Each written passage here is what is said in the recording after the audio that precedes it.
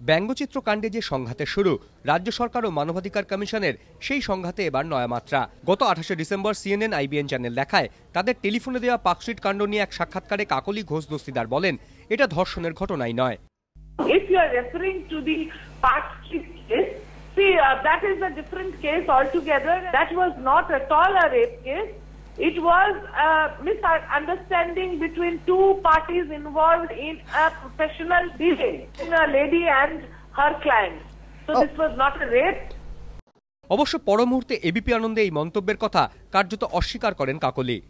একটা সর্বভারতীয় সংবাদ মাধ্যমে দেখাচ্ছে যে আপনি বলেছেন যে পার্ক স্ট্রিটে কোনো ধর্ষণের ঘটনা ঘটেনি এবং সেটা ওই মহিলাটি এবং তার ক্লায়েন্টদের মধ্যে একটা ভুল বোঝাবুঝির বিষয়। এটা একটা সর্বভারতীয় সংবাদ মাধ্যম দেখাচ্ছে। টেলিফোনে হট করে ফোন করে যেটা জেনে নিচ্ছেন, বিকৃত করে দেখাচ্ছেন, বা একটা প্রশ্ন করে তার উত্তরটা অন্য একটা দেখাচ্ছেন, এভাবে কেউ যদি করে তাতে আমার এতে কিছু বলার নেই।